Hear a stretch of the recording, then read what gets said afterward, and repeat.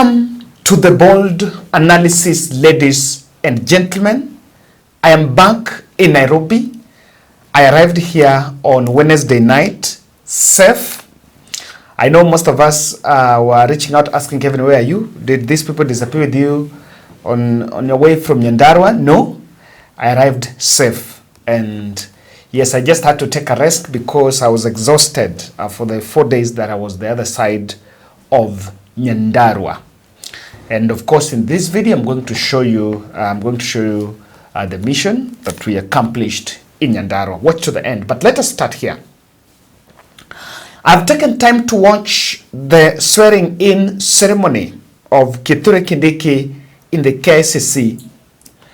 And I need to say that the transition from Rigathi to Kindiki has been packaged by the state as historic and monumental, or rather they say it is an exercise that proves the maturity of our constitution. But contrary to that, it is also seen as a solution to the magic solution to the collapse of Kenya Kwanza for the last 2 years. But if we are brutally truthful with the president, 70% of the population are unbothered with the change of guard in the second in command office because there are more pressing issues. And from the word go, initially when the impeachment was started, the country said, kufa dereva, kufa makanga. And they said because all of them are bad. And they said, it is not a priority for now. Let us fix other things. Some anticlimax. So in this video, I want us to, if you did get time to watch that session, or even if you watched, there's some observations that I made. I want us to go through them with you. And you'll also take them and see whether, Kevin, my political eye on it was right, or at some point I missed the mark. I'll be so glad. So watch to the end. Then we shall look at why the public is detached from it. Even as we want to say that, even as we want to say that it's a matter of possibilities, it is not that. But let me say this. Thank you, guys. These are the 3 houses that we built in Nyandarua. This first one is Penina Nyambura. This was huyu ndio shosh, alikuwa peke yake.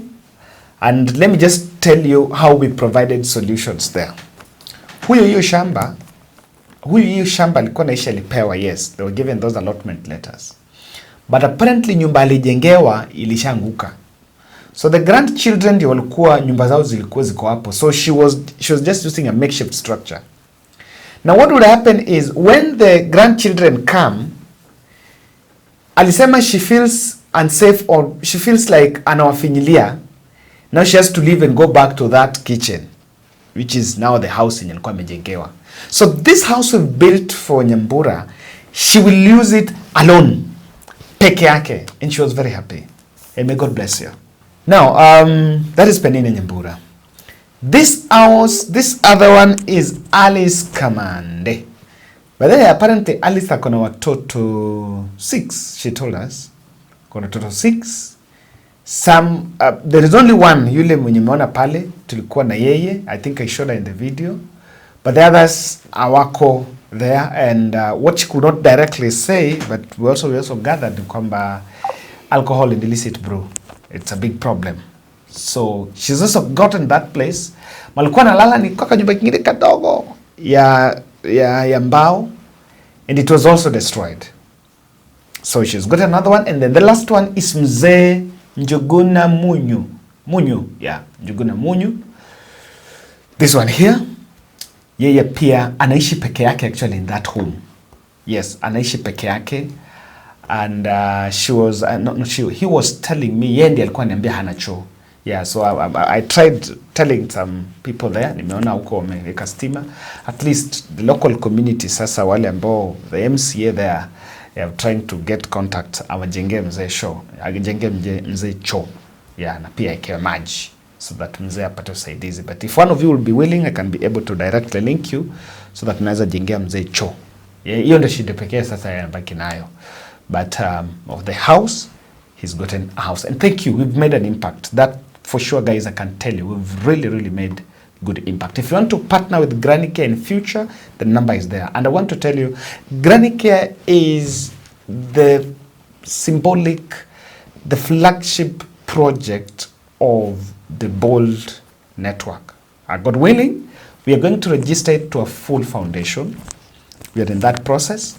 But Granny Care is our project now. So this is a project that will move across different counties. We've done Kilifi, we've been to Kisumu, now we're in Nyandarua. We will go somewhere else. But if you want to partner with us and know more about, contact us and you can continue supporting. Hata kama unataka kujenga ingine ya Kilifi uliona, you can still reach out, you can still link and build another one if you want to support someone else. And now that is the problem. Guys, let's get to this. I made some observations from that swearing in. Let me tell you, from the starting point, even the state knew very well that the event lacked some legitimacy from the population. They knew that the population had discredited that event. If you look at how things have been going on, and I will show you indicators that Kenyans were detached from that event. It was not so important for the public. But I want to show those indicators. Let's make the first observation. The first observation I made is the speech of Kithure Kindiki. And I have something with it. I think in terms of the past academic credentials of Kindiki, no one has a doubt. Kithure Kindiki, I think he made a mistake, if you ask me. And the mistake was failing to acknowledge the previous holder of that office, Kithure Kindiki. Maybe that was not necessary. I will look at it another time. But he's talking of him getting that opportunity as saying everything is possible. Of course, I realized he's trying to portray the hustler, you know, the proverbial hustler narrative of Kenya is a country of possibilities. It is a possibility that has arose from a political lynching, illegality packaged in the spirit of the Constitution. But I think that was not huge for me. Let's look at the main observations that I want us to look at. Number one, the venue. Do you remember KICC? Do you remember on 19th? On 19th, there was a time Moses Kuria went to Uhuru Gardens and said that swearing in will be done there. But of course, we know, those who understand come from Lowland, that day there was an event called Malaka Festivals, which was being held by a Luo musician known as Prince Inda. So Moses Kuria just went there when they were making preparations for their tent so that they can hype. And two plans were there. Previous plans for swearing in, that Uhuru Gardens, which they would have done it there. And the other one was during the Mashujaa Day celebrations in Kwale. They would have got crowds. Now, yesterday, after the three-bench judge lifted the conservatory orders, if I get some time, I'll revisit that because I know I didn't analyze it. Yeah, yesterday I didn't produce any videos. I didn't analyze it. But if I get some time today, I will look at it. So, when the conservatory orders were lifted, I wanted to see how things happened quickly. The assumption of committee, the assumption of power committee, assumption of office committee, that we're supposed to consolidate different government agencies. It was chaired by cabinet, secretary to the cabinet, Wanjau. I've forgotten, Mercy Wanjau, if I'm not wrong. It brought all the other government agencies together. Remember, the president was in Burundi, Bujumbura. Yeah, he was in Burundi attending some COMESA summit. So they had an option of doing. They had two options because the president was away. So they were planning to do the swearing in on a more open field like Kasarani or Uhuru Gardens, but at a later date. And that will be on Monday. Now, that was a last-minute decision was made for KICC to be the venue, and they started making preparations last night at 9. I think I saw that video somewhere. KICC preparations, KICC started last night. Why did they change venue to KICC? Because there were crowd issues. They realized that if you go to Kasarani, you might not get enough numbers in Kasarani because Nairobians are not in for it. So they went for the squeezed KICC. And then they did two things. Number one, all the public servants and interns were ordered to attend the event. All the government interns. Yeah, we have quite a number here. Telling me, yeah, si tuliambiwa lazima tuende baba. Watu wanataka wase wajaze. So that was what strategy to pull the numbers. The other one, I've also seen another video that I'm sure you're going to show you where some people are being ferried there. Yes. So why? There was an issue na venue. Ikakuwa squeezed. And you see the way it is packed, you know, and look at the location, KICC, Nairobi, CBD. In CBD, we'll always get numbers, whether there is a holiday or not. Because ungepeleka Uhuru Gardens, ungeenda huko na watu wachache. Ama we have carried people going there. Number two, the members of the diplomatic community. And I want you to realize they were given front seats pale mbele. President akiingia wale kuingia wanasalimia. And the media, in fact, personally, I didn't follow it. I was following it through KBC because that's the government one. So when you watch through KBC, you know what the government wants you to see. There was the camera was focusing more on that diplomatic community. Why diplomatic community was to be ushered to be included, integrated in it, was to sanitize it. I saw Meg Whitman there. I have some video about Meg Whitman later. Oh, nikona video mingi. There is British High Commissioner. There is the German ambassador. Walipewa hapo so that they sanitize. Remember when they were in Bomas of Kenya, there was a question of for the first time they were there. So it tells you that they actually rubber stamped that move by the president. The observation is no acknowledgement of Rigathi Gachagua as a former deputy president by any speech, any speaker, not even Musalia, not even Ruto. Why? I think it shows you the venom within. The president's influence praised as maturity of the 2010 Constitution. Let the members of the public listen to this. We have not impeached Rigathi Gachagua because of 2010 Constitution is mature. We've had this Constitution for the last 12 years. Not 12, 14 years. We've impeached the deputy president because of President William Ruto's viciousness. It was his influence. And Mutuse did not take that motion to the National Assembly if he didn't have evidence. And he was not sure that the president was behind it. Now, Kenyans are detached. Let's make this form. Let's look at these instances. Number one, Ruto's arrival in KICC. I want you to look at this video and remember every person, from both Kindiki to Kindiki, Musalia, and the others, they came from the VIP section of KICC. William Ruto technically had to arrive when the crowds are there. And they had to come all the way from, naona akitoka Cityway, akiingia KICC. If you look at this video, this is the president arriving and mambo imenyamaza. Look at the public when the president arrived. Look at this video.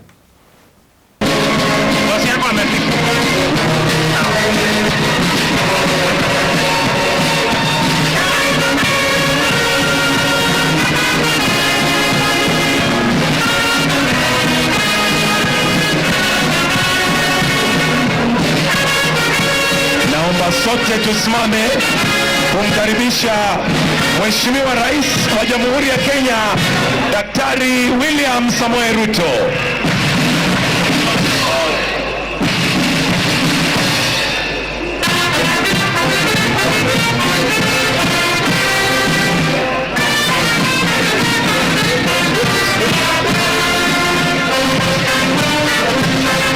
Tumkaribishe Rais wa Jamhuri ya Kenya wakiwa pamoja na Mama Rachel Ruto, First Lady of the Republic of Kenya.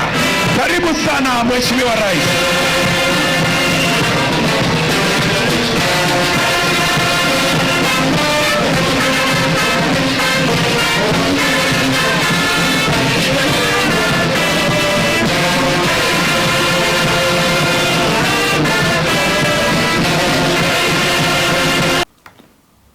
Now that's what I'm saying. Remember, this was the first ever public engagement with Nairobians. William Ruto has been avoiding Nairobians. Anaenda church, anatoka anarudi State House. Hajai endesha gari katikati ya town ama any other place huku aongea na Nairobians ama aende huko remote areas. The slums where crowds are mobilized. The other issue, the other observation I want us to make is the speech by Musalia Mudavadi. He admitted, and when he admitted that they failed, they've lacked focus for the last 2 years. And that is why I'm telling you that even themselves, they know very well that kuna kashida mahali. For us to reflect on the journey ahead. We have had a tumultuous 2 years. And there are moments that Kenyans have accused us of having removed our eyes off the ball. This is a moment, a great moment, for us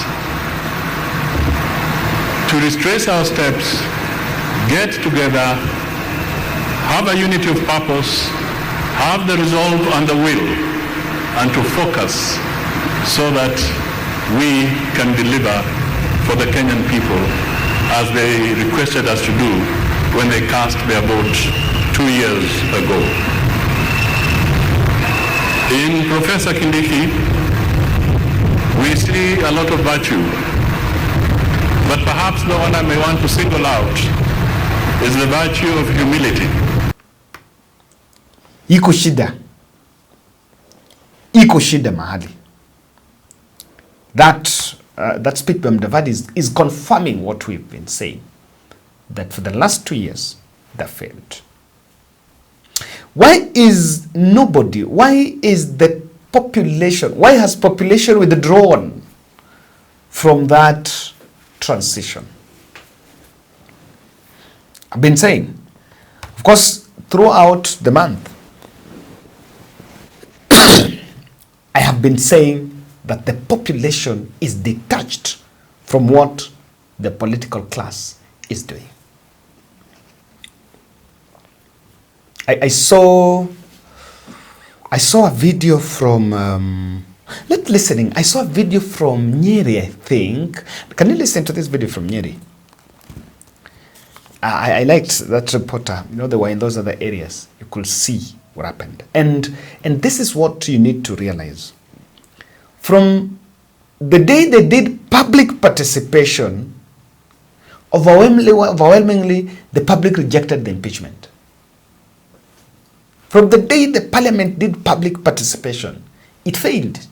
The public said no, a resounding no to that impeachment. But it proceeded. In the Senate, the day Parliament impeached Rigathi, no celebration. There was no celebration. There was some relative calm. All the way to the Senate. And even yesterday when the court now issued the okay for Kindiki to be sworn in, no, the country is calm and cold and no one is interested in what they are doing. That is the signal that the political class need to see. And I've been saying and I've been repeating, it is good that Kenyans kept cool. It is good that Kenyans kept cool. It's actually in the interest of the country. Why is nobody interested? The blatant, there is something that as much as the president would want to sanitize it, I don't know what extent, I don't know what they will do to sanitize it.